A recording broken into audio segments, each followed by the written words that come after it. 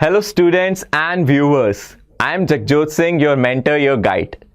Today मैं आप लोगों के लिए लेके आया हूं एक बहुत अमेजिंग वीडियो जिसमें मैं आप लोगों को एक कंप्लीट कंट्रास्ट प्रोवाइड कराऊंगा क्वांटम मैकेनिक्स और आपकी कॉमन सेंस के बीच में। हम लोग जानते हैं, हम जब भी क्वांटम मैकेनिक्स के बारे में डिस्कस करते हैं तो हमें वो बातें समझ नहीं आती। ऐसा क्यों होता है? ऐसा इसलिए होता है कि हमारी कॉमन सेंस हमें कुछ और सजेस्ट कर रही होती है और क्वांटम मैकेनिक्स हमें किसी और डायरेक्शन में ले जाती है। इसी चीज को मैं प्रूफ करने के लिए, एक्सप्लेन करने के लिए इस एक्सपेरिमेंट को आपके सामने रखता हूं। आज मैं इस एक्सपेरिमेंट में आप लोगों को श्रोडिंगर कैट एक्सपेरिमेंट पूरा एक्सप्लेन करूंगा, अच्छे से इसके बारे में आप लोगों को चीजें बताऊंगा और फिर मैं आप लोगों की कॉमन सेंस और क्वांटम मैकेनिक्स के बीच का वो डिफरेंस भी एक्सप्लेन करूंगा। तो स्टार्ट करते हैं सबसे पहले कि ये एक्सपेरिमेंट किया किसने था। जैसे कि इनका नेम है एरविन श्रोडिंगर, वैसे ही उस एक्सपेरिमेंट का नाम श्रोडिंगर कैट एक्सपेरिमेंट भी रखा गया क्योंकि इनका नाम था।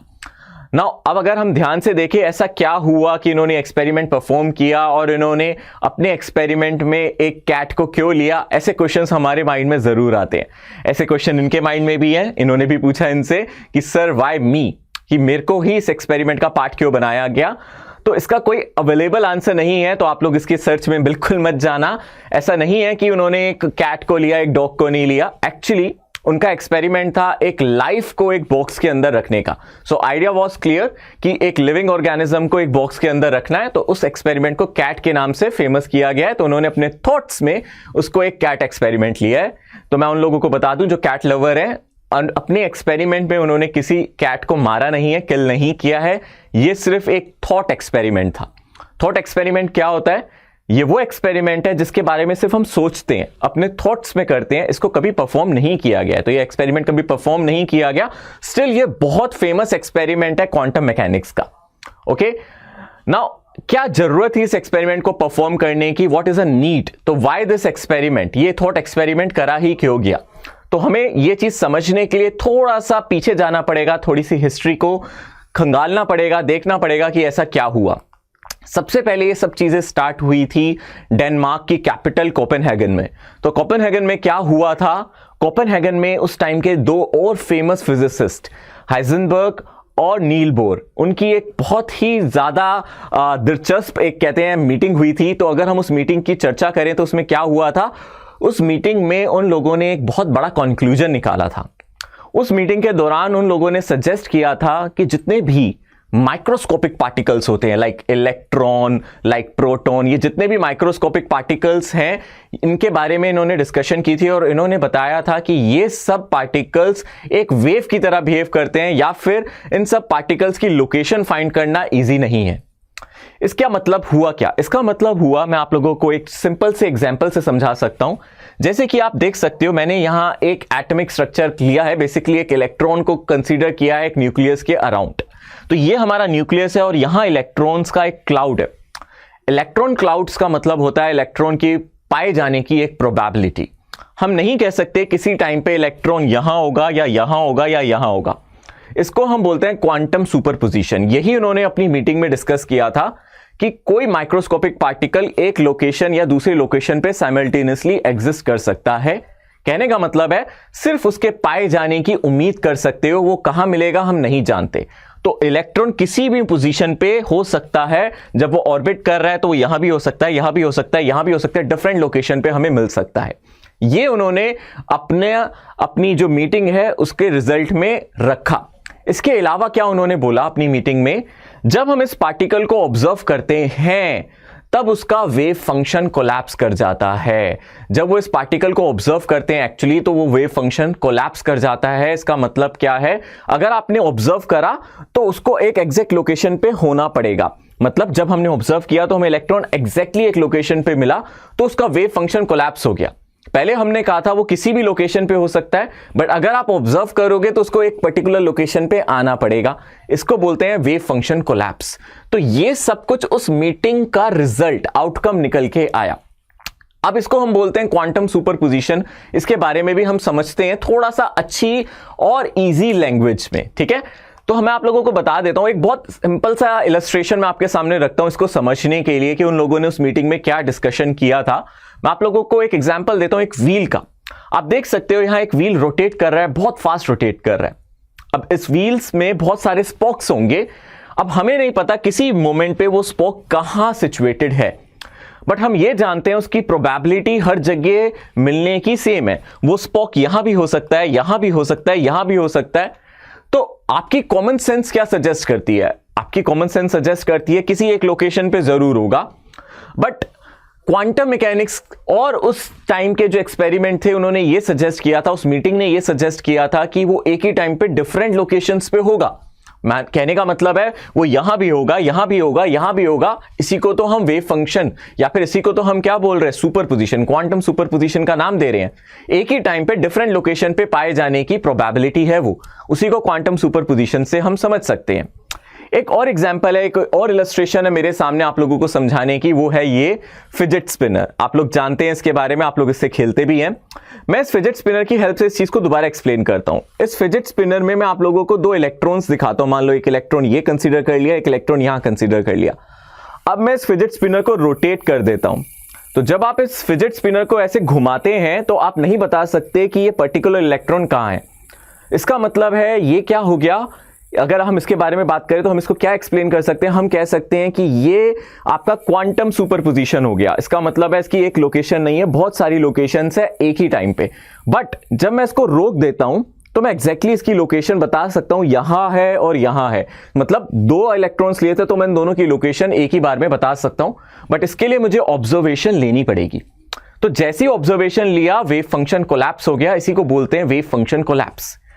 अब ये सारे कंक्लूजन आप लोगों को घुमा सकते हैं क्योंकि कॉमन सेंस कुछ और कहती है और एक्सपेरिमेंट्स और एक्सप्लेनेशन कुछ और कहती है। और ये सारे एक्सपेरिमेंट्स और एक्सप्लेनेशन माइक्रोस्कोपिक वर्ल्ड में तो अच्छे लगते हैं, बट मैक्रोस्कोपिक वर्ल्ड में अगर हम इसकी बात करें तो हमें ये बहुत अटपटे लगते हैं। यही अटपटी बात श्राउडिंगर को भी फील हुई और इसको एक्सप्लेन करने के लिए श्राउडिंगर ने एक थॉट एक्सपेरिमेंट कैरी किया, मतलब बेसिकली परफॉर्म किया। उन्होंने एक थॉट एक्सपेरिमेंट किया जिसमें उन लोगों ने क्या डिस्कशन किया था उसको उन्होंने गलत साबित करने के लिए या फिर कंट्रास्ट दिखाने के लिए एक लेमन लैंग्वेज में एक्सप्लेन करने की कोशिश की।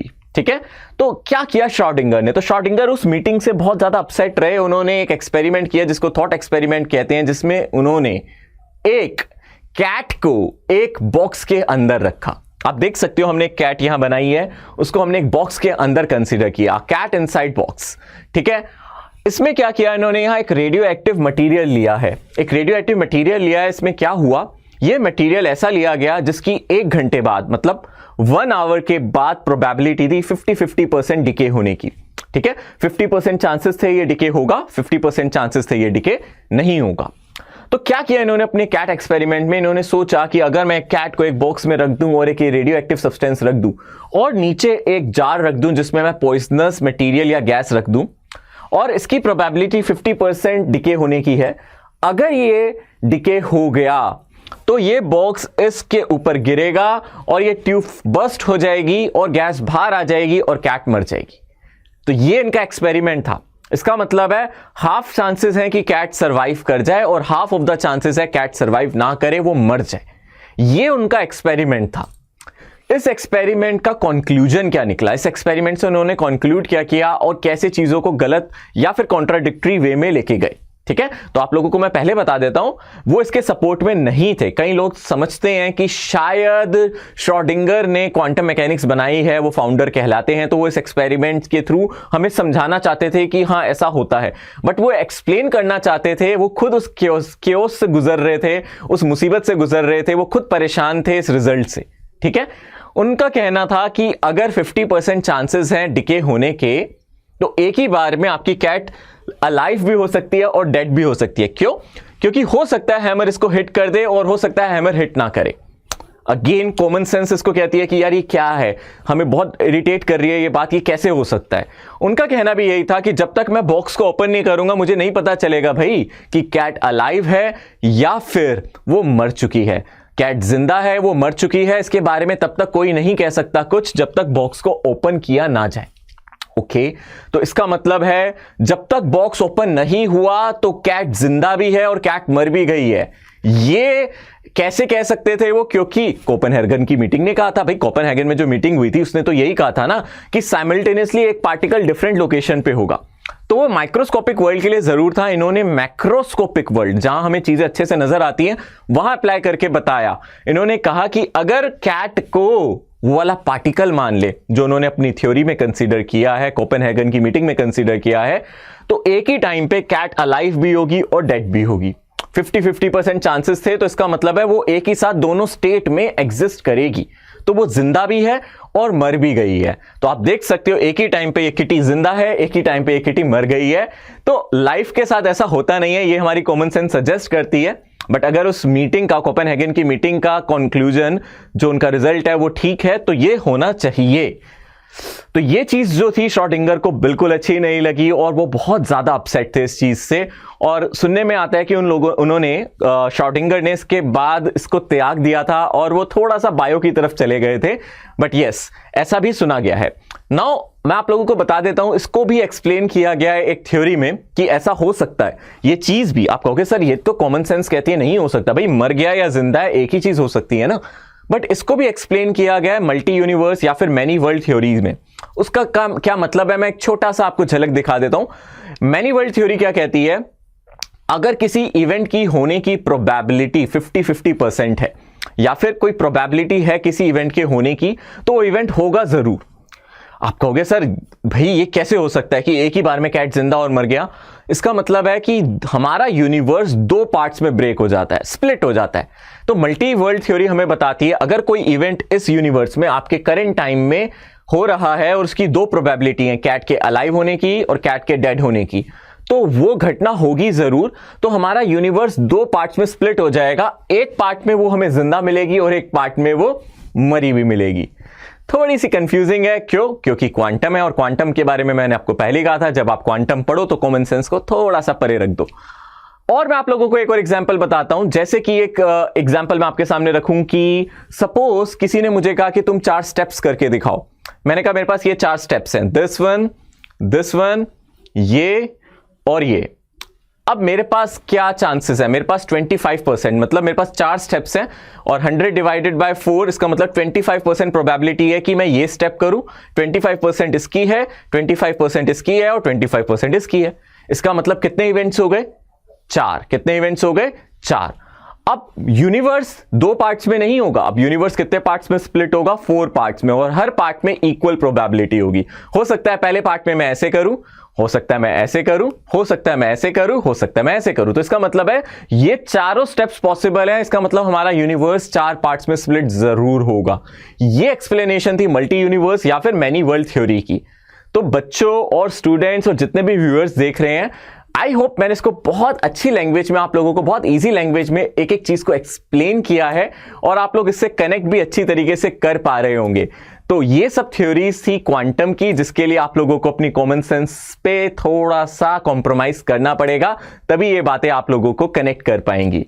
So that was all about today's video, और मैं ऐसी वीडियोस आप लोगों के लिए अपलोड करता रहूंगा। Keep on watching GoPrep NEET and JEE channel. Bye everyone.